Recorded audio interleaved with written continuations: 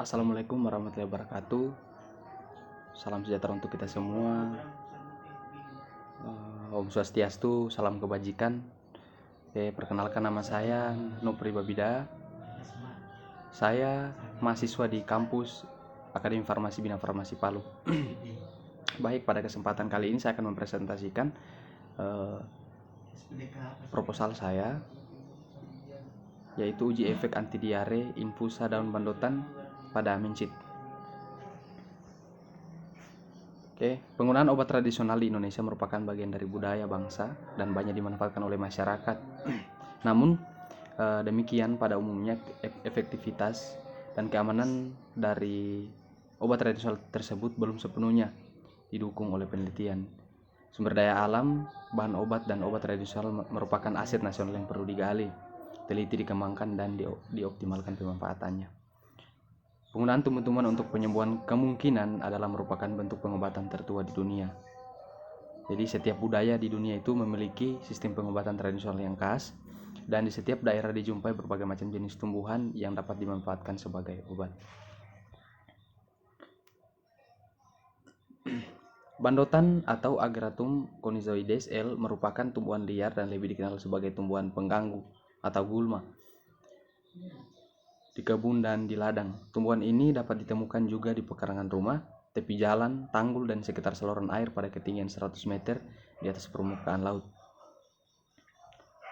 Berdasarkan uraian di atas, maka saya akan melakukan uji efek anti diare infusa daun bandotan terhadap hewan uji mencit untuk meningkatkan pengetahuan masyarakat tentang penggunaan obat bahan alam, khususnya masyarakat di daerah pedesaan yang sering menggunakan air rebusan obat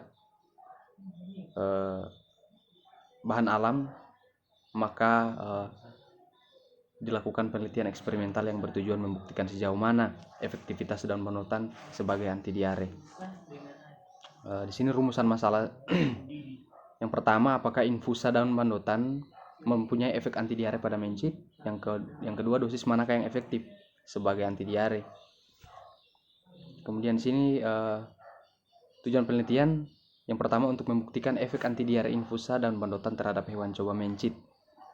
Kemudian untuk mengetahui pada dosis berapa infusa daun bandotan efektif digunakan sebagai obat anti diare terhadap hewan coba mencit.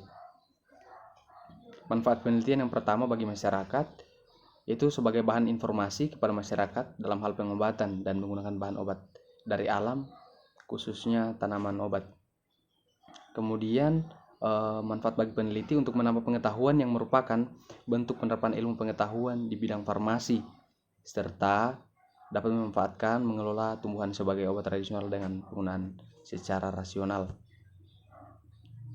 Kemudian di sini bandotan berasal dari Amerika tropis. Di Indonesia, bandotan merupakan tumbuhan liar dan lebih dikenal sebagai tumbuhan pengganggu atau gulma di kebun dan di ladang. Kemudian herba bandotan mengandung asam amino, organosid, pectic substance, minyak atsiri kumarin, angratochromene, friadelin, B-sitosterol, stigmasterol, tanin, sulfur, dan potasium klorid. Akar bandotan mengandung minyak atsiri, alkaloid, dan kumarin. Kemudian bandotan di sini tergolong ke dalam tumbuhan Thaumacea musim yang tumbuh tegak, bagian bawahnya berbaring, tingginya sekitar 30-90 cm dan bercabang.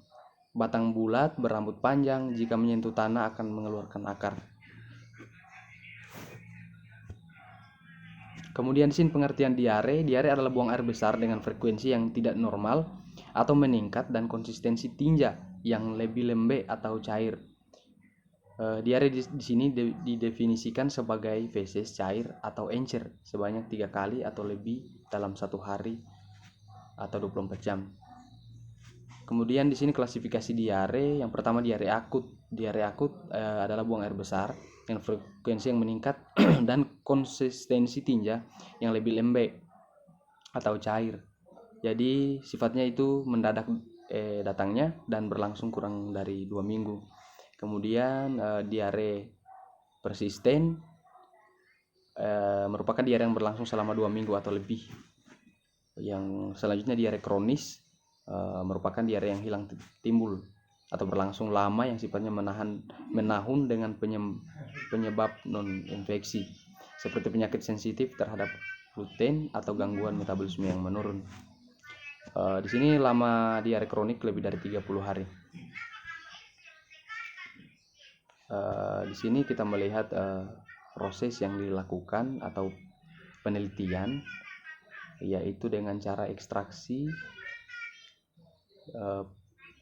merupakan penyarian zat-zat aktif dari bagian tanaman obat hewan dengan menggunakan metode dan pelarut tertentu. Tujuan pertama dari penyarian adalah memisahkan bahan aktif dan dipekatkan untuk memperoleh ekstrak yang lebih kental dibandingkan bahan bakunya.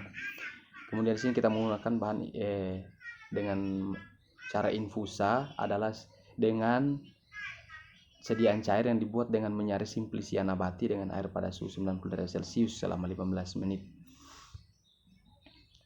Kita masuk di metode penelitian.